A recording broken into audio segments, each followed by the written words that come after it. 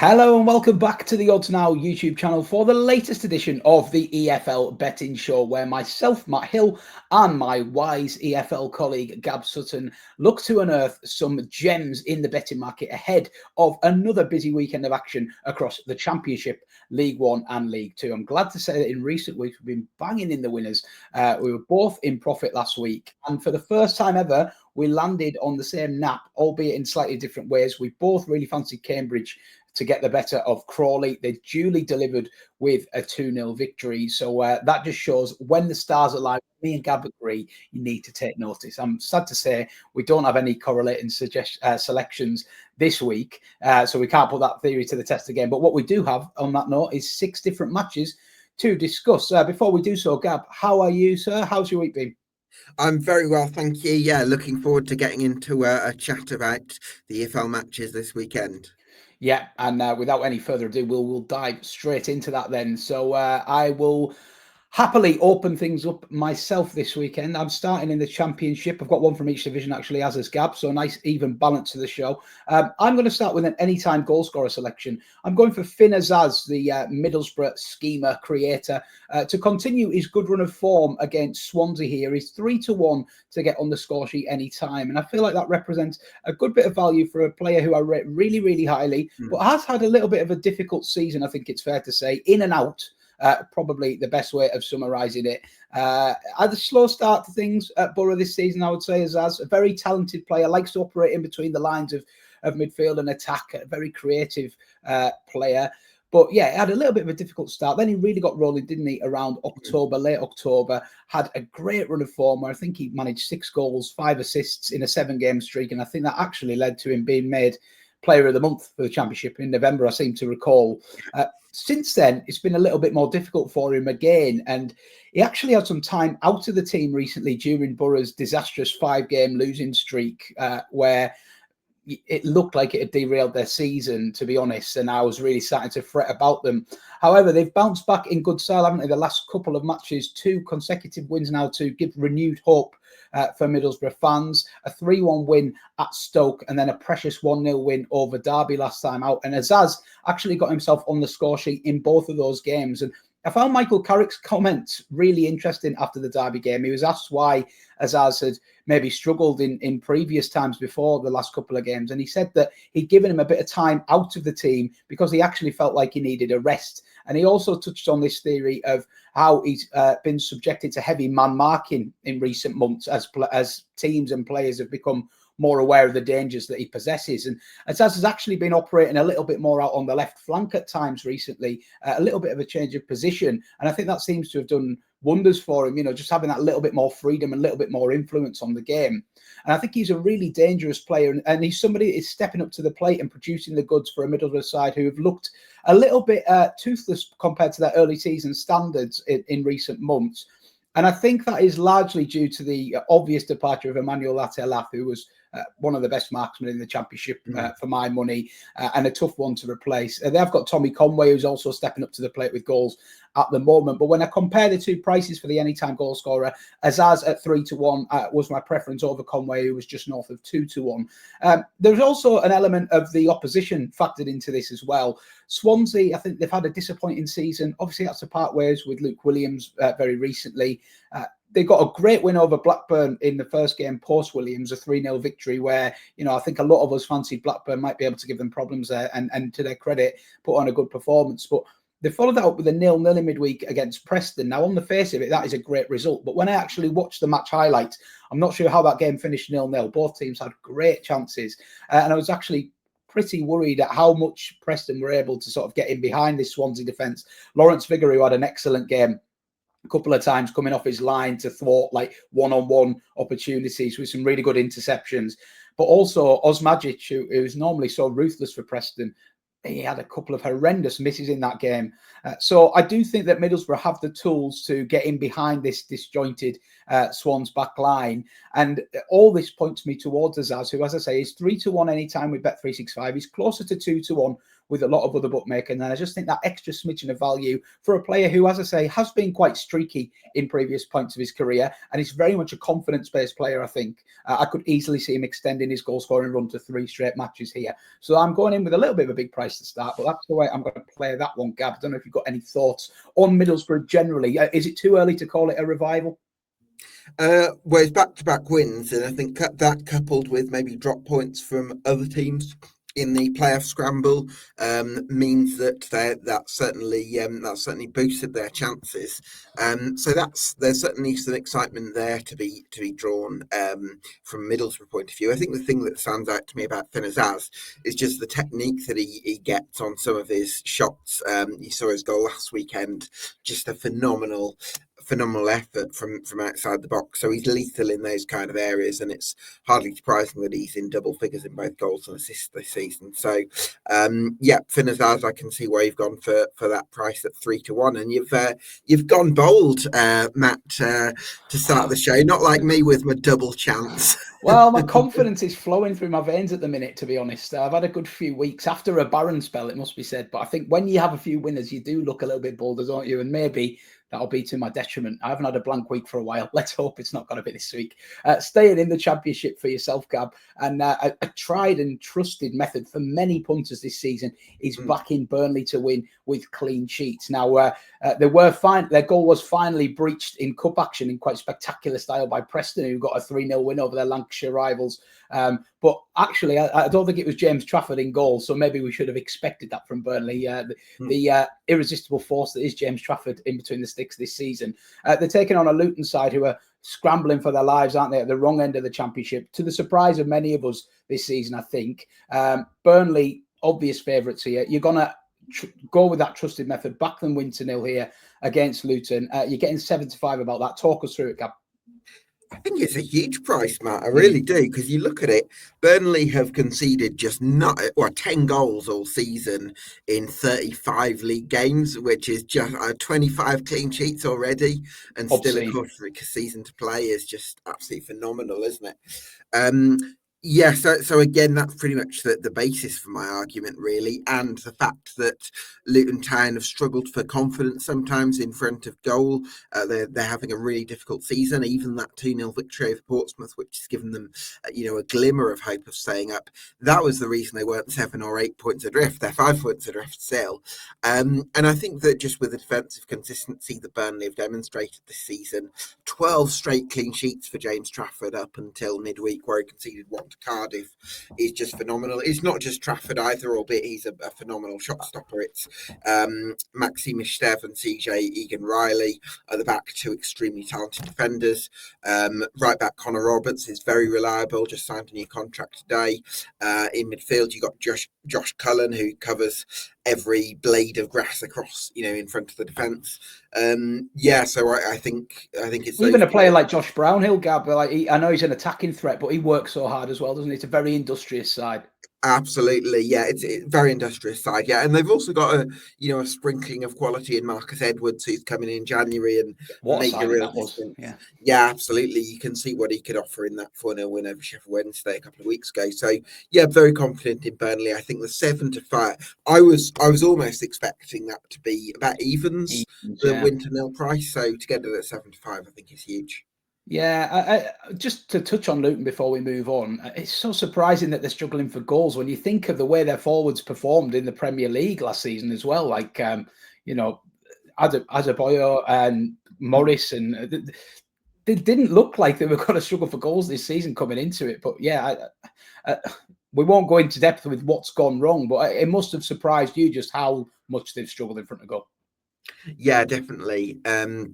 I think probably the biggest hope for Luton now is that they get Isaiah Jones and Alfie Doughty, really high and wide up the pitch and get lots of crosses in for those two, Morris and Adebayo, and try and get some results that way. And I think the victory over Portsmouth was crucial. I think if they don't win that, I think you'd have to say they were cut adrift, and it would have needed a miracle. I think that victory means that it's 5 points and it's a bit more bridgeable. But it's looking like a tough one, that's for sure.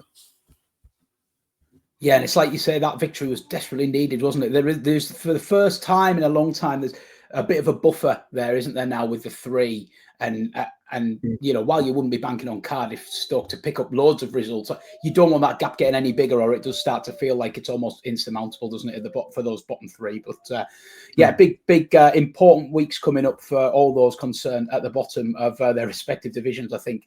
Well, we'll dive into League One then. I'm going to go up first, and I talk about Cambridge doing us a good turn last week. Why not keep the faith? That's my option. Yellow and black army. Yeah, converted. Maybe this is the CUFC for me. Yeah, Cambridge to beat Wigan 10-3. Just think it's a massive price, and I'm gonna tell you why. Cambridge obviously getting back-to-back victories after the return of Neil Harris, really much needed, and it's breathed new life into their survival bid, hasn't it? They look sort of dead and buried. Shows just how quickly things can turn at the bottom with a couple of victories. I know it's cliche, but it is true. And they would have had real strong hopes of making it 3 victories out of 3 in midweek before turning in what was quite a disappointing performance, it should be said, losing 1-0 at home to Stevenage. I think they only had 1 or 2 shots in that game as well, Cambridge. So you know, disappointing when you have the chance to record 3 on, and yet at home as well. And Neil Harris said as much in his post-match as well. You know, we expect better of ourselves, particularly at the Abbey. He was really disappointed with decision-making in the final third, and he's not shy about letting his players know when he feels like they've not hit their standards and they've maybe let him down. And he said he was really disappointed with them, disappointed with the players that came off the bench, and wants a lot more from them. However, I noticed he very quickly reframed it and moved on to this game on Saturday. And I think Harris, we sung his praises for coming into this kind of situation, didn't we, on last week's show, saying that he's, you know, a master motivator and very good at handling a dressing room that may be low on confidence. And he kind of let them know that they haven't hit their standards without enough to sort of damage them. Very keen to sort of say 6 points from 9, great return. We have another great opportunity coming up here. And I just can't believe the price at 10-3 against a Wigan side who are in a little bit of disarray, to be honest. They sacked Sean Maloney. We talked a couple of weeks ago about, I went on record saying I hope that they were going to stick with Maloney and give him a chance to turn it round. Obviously, not the way football works, is it? But I think it's fair to say from Wigan fans that a few were surprised by the timing of it. The messages had been a little bit conflicting, I think, coming out of the club, that, you know, that some that they weren't that concerned about the situation. And then suddenly the sacking happens after this Reading defeat. And I thought the timing was quite strange, actually, because they went to Mansfield on a Tuesday night. This is a Mansfield team that haven't won a game of football since January the 4th. And surely you'd have had more chance with Maloney, but they obviously thought the time for the change was then. As it is, Glenn Whelan in caretaker charge. They battled to a 0-0 draw at Mansfield. I think on the face of it, on Mansfield's run, that's a disappointing result for Wigan. And they were absolutely battered in that game. If you look at the shot count, 21 shots for Mansfield, 4 for Wigan. It was a real backs to the wall job just to get that 0-0 at a team, as I say, 2 months without a victory. So I just add all that together and I think, where are they getting this price about Wigan being odds on here? It feels like an overreaction to me. A little bit of talk that Ryan Law might be coming into the club, which, you know, on the context would be a great appointment, but he's not there now, is he? And this weekend, it is going to be a caretaker who didn't make an obvious positive impact at the weekend, in midweek, taking on a Cambridge side. And like we talk about trusting the managers, I have so much trust in Neil Harris to get this game right.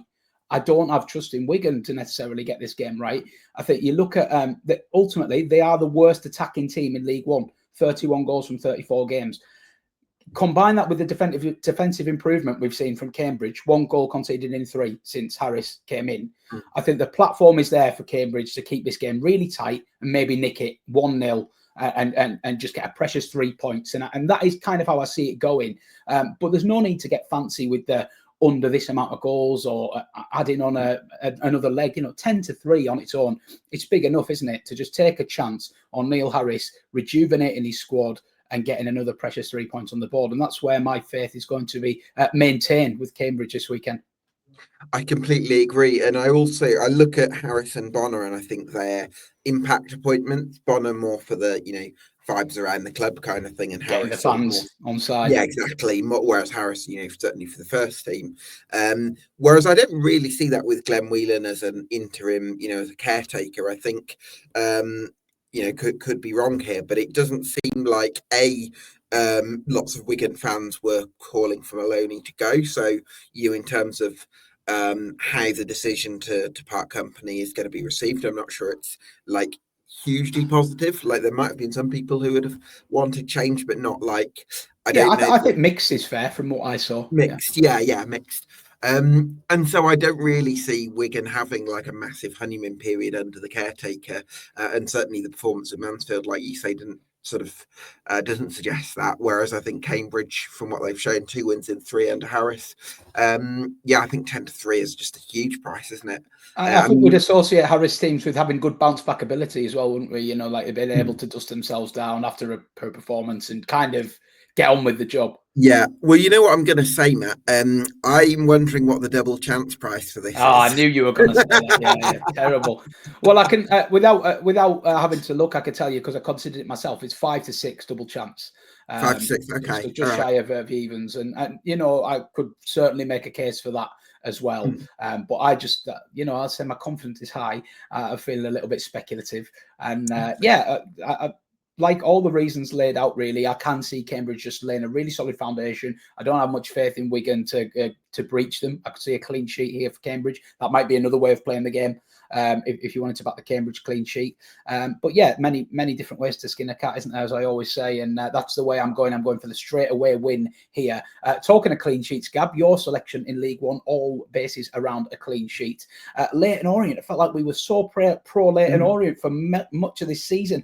And the last couple of weeks, Gab, you've just been nicking away at them, just taking advantage of maybe a market that is yet to catch up with some regression. Is it fair to say regression, or is it just stalling momentum? Maybe? Yeah, I mean, I think a couple of things. I think they've had some tough fixtures lately, and they've also I think not got an awful lot of squad depth. So when players get fatigued, like Jamie Donnelly, of course, who scored some high profile goals this season, including the one against Man City in the FA Cup. I think Richie Wellens doesn't necessarily have the options to change things around and keep things fresh. So there's that possibility that they might sort of stagnate a little bit. But to be honest, it wasn't so much that I'm kind of critical of Leyton Orient, because they've had a brilliant season. Whether or not they finish in the top 6 now, they've made enormous strides once again. And I love the work that's going on there. But from a price point of view, I looked at the way the game was priced up. I think Orient were 4-6 and Leyton Orient were 11-2 on Odds Checker. And I don't know, that just seems a little bit skewed in favour of Leyton Orient. And I think Leyton Orient should be favourites, but I think Northampton are a bit underrated. I think their form since Kevin Nolan took charge has been competitive. They've kept a clean sheet, a lot of clean sheets in that time. Off the top of my head, I think it equates to roughly 1 in 3 under Kevin Nolan.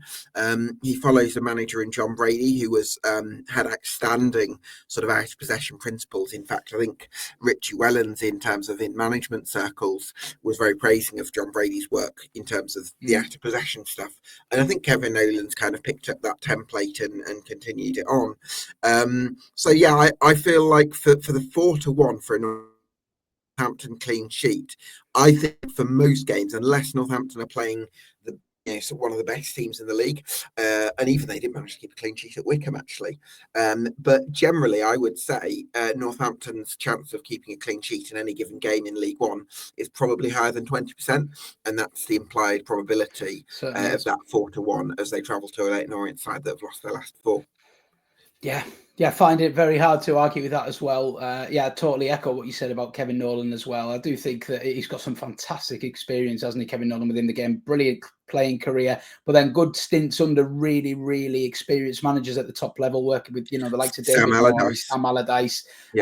Great. I mean, he couldn't be more equipped for that kind of instilling that defensive solidity and structure into a team, could he? And it's all about the price, isn't it? Look, would you want to back it at 2-1, 5-2? No, but at 4-1, God, it'd be all over it. Yeah, so I definitely could see your angle there, and got some big prices. No one can say we're sitting on the fence this week, can they?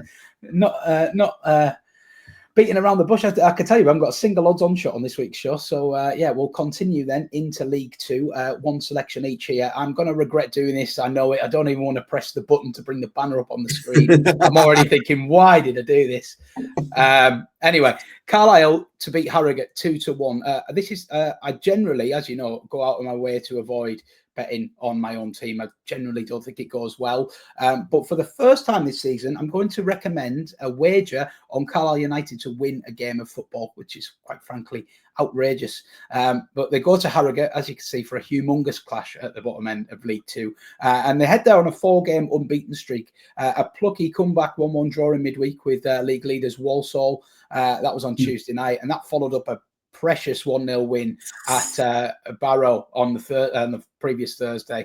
And then before that, 2 0-0 draws, respectable home draws against Gillingham and Cambridge, respectively. And I think what we see there is it's not pretty, it's not glamorous particularly, but there's no denying that Mark Hughes has gone in and he's eked some much-needed immediate improvement out of this squad since taking over from Mike Williamson last month.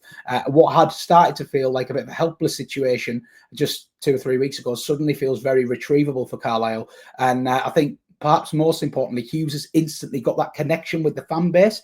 I think it was very clear he understood straight away that the need to get the fans rejuvenated again and infused again. And even the 0-0 draws that I referenced at home, he was very active after the game in sort of geeing up the paddock, geeing up the Warwick Road. And I think he realises he needs to take the fans with him on this journey, which they're very much doing.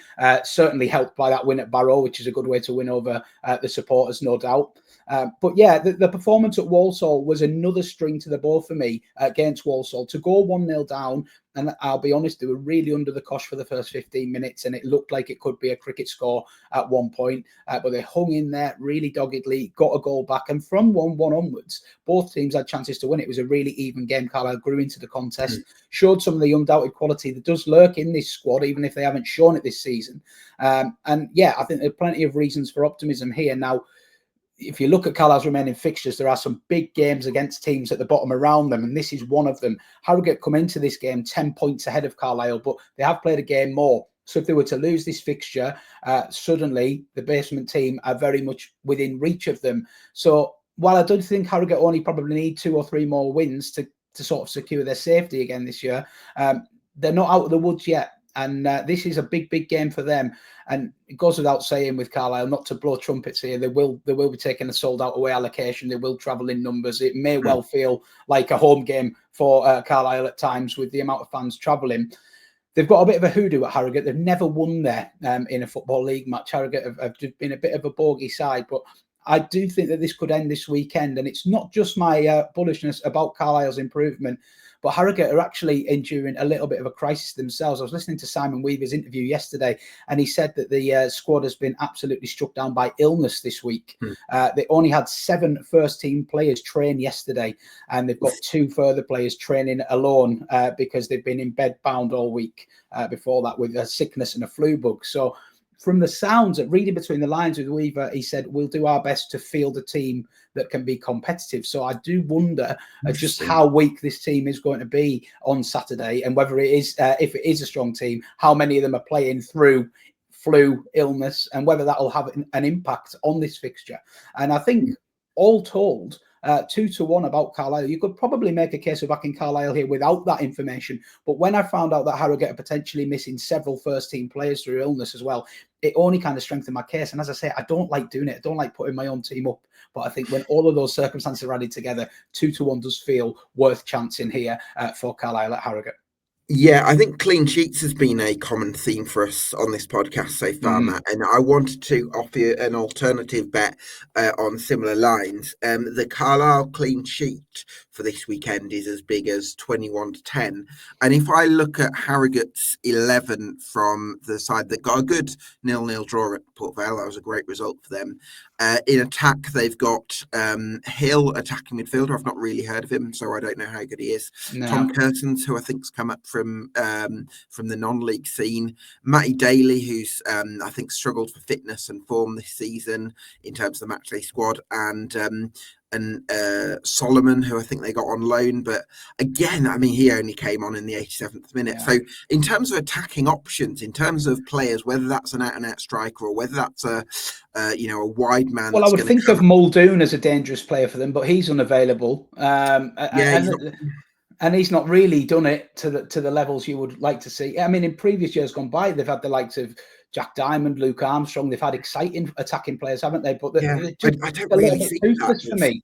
Yeah, and I've got to give Simon Weaver credit because he does seem to pull these wins out just when you start to worry about Harrogate. They pull a result out of somewhere, but I don't think there's anything to fear in that side, and I think this is just they're coming up against a team who are gaining confidence by the game here at the moment, and again with a lot on the line for the visitors here. One clean sheet in one goal conceded in 4 games for Carlisle. Is that exactly correct? Yeah, and that was a set piece, like a recycling set piece there from Walsall. And don't get me wrong, Walsall created some chances, but they are league leaders. You wouldn't be and what more encouragingly for me was the fact that Carlisle managed to create loads of chances of their own against the league leaders, and I think it gives them a really good platform for this game. And I think Hughes has put an emphasis in recent times. Obviously, they had them back-to-back 0-0 draws at home.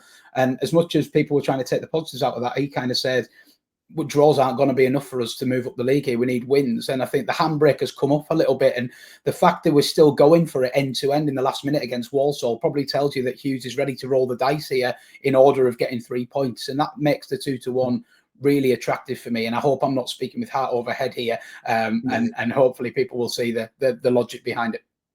Yeah, I think that makes a lot of sense. So you'd tip the Carlisle win 2-1. I'd probably lean more towards the clean sheet at 21-10. Good stuff. A couple of different options there, and I'll give you a third option just before we move on because I just think it's worth referencing as well. Aaron Hayden, centre back, scored his first goal of the season against Walsall. It was a towering header from a corner. Now Hayden is one to worth keeping on your radar. I think previously in the last 3 or 4 seasons during his time with Carlisle, Wrexham, etc., he's been one of the most threatening defenders from an attacking perspective. Normally good for 6 or 7 goals a season, a very good physical presence at the back. Now, under Mike Williamson, he's looked a bit of a shadow of himself. I don't think the style of play suited him. He's kind of admitted that since Hughes came in, got a man of the match performance last time out and said that this style of play really suits him and he feels like he's building his confidence back up. Now, Hayden is a real handful in the box, and Carlisle have also benefited in recent weeks from great delivery from Elliot Embleton. So I think set pieces are going to be really, really crucial to this side's chances of staying up. And I think Hayden is 40-1 first goal scorer, 16-1 anytime. It could be worth a small investment between now and the end of the season. I don't think that'll be his last goal between now and the end of April. That's one for the value hunters among us. Yeah, well, do you know what, Matt? That's how I find the optimists in life. It's the people who pick the centre halves to score at 50-1. That's how I know people. Well, that's it. And while you say it, I mean, it's also worth a look at Lavelle, who I believe is Carlisle's top scorer this season as well. He'll be 33-1 to score first. But when the key to that is very much the delivery of Elliot Embleton, which has just been above the level since he came into the side. Above he really has Lavelle. Well, I need to say no more. Let's move on to the final selection of this week's show. Gabby, you're going to finish us off with a selection. I must admit, I'm surprised this is odds against, and I don't know if it'll go off odds against. Bradford to beat Gillingham is 21-20. Bradford obviously on a club record run at the moment of home wins, I think I'm right in saying. And Gillingham are just disappointing me constantly. They got that win over Morecambe, and they couldn't have been any more disappointing in midweek, could they? No, I'm absolutely. Let me read out the sort of the numbers on this. So Gillingham took 19 points from their first 8 games to go top of the league, but since then they've taken a mere 19 points from 26 games. So the same number of points, but from 26 games that they got from their first 8. So they've scored a paltry 17 goals in those last 26 games, and they've won on just 4 occasions. Whereas the visitors, very much the League Two's form team in 2025, they've won a whopping 10 of their last 12 league games. And they drew another one, if you remember, with 10 men at Newport. They played with a man disadvantage through the whole second half of that game. And now, granted, Graham Alexander's side might have to live without Anthony Sarcevic and Alex Patterson, whose respective returns from injury were key to a run of form that took them from fringes of the playoff scramble to second and 8 points for clear of fourth. But the 3-0 victory over Cheltenham in midweek, for me, suggests there's been no hold-up in momentum in their absence, because they've had George Lapsey, who came in and scored twice, and they had Jamie Walker, who assisted twice in that game. So those 2 players stepping right up to the mantle. I'm absolutely stunned, given the stark contrast between these two teams' respective forms, even with home advantage for Gillingham, that Bradford are as big as 21 to 20 odds against. I think that is absolutely massive. Yeah, I am, and I don't think I can add anything more to it, Gab. To be honest, I just think this is as pure and simple. A team on a dreadful run away to a team on a fantastic run at home. I think this should be an odds-on chance. I think Bradford should be 5 to 6, maybe even a little bit shorter. And I might be way off here. I think that Gillingham's victory over Morecambe has maybe instilled some false confidence into the market that actually they're on the improvement. And results under Coleman, if you look at the bare results, a lot of draws in there. There may be you maybe could make a case saying it's not that bad, but for me, I really worry about the attitudes of the players there to go to Newport and to be 3-0 down in 20 minutes. A Newport team that have got very little to play for and have not pulled up any trees in League Two this season.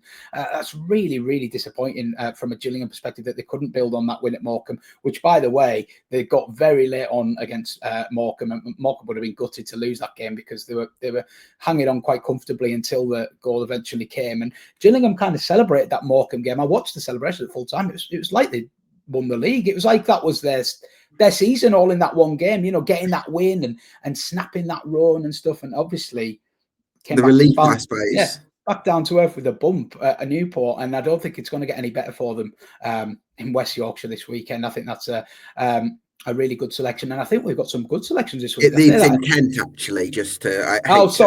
Correct. That's probably why you're getting the price. But let me tell you, Gillingham's my local team from here, and there's not a great feeling around here at the moment about Gillingham. I'm not sure it's an advantage playing at home at the moment, as we speak about so often, sometimes negative atmospheres and negative feeling can impact home crowds. So we'll see how that one goes anyway. 21 to 20, as I said, no odds on shots here this week, all aggressive odds against selection. We'll just round off by summarising our picks for you so you can note down your favourites there. Going in with mine, starting with Finn Azaz, the form man, looking for his third goal in 3 games in the Championship against Swansea. He's 3 to 1 to do that, all the threes there.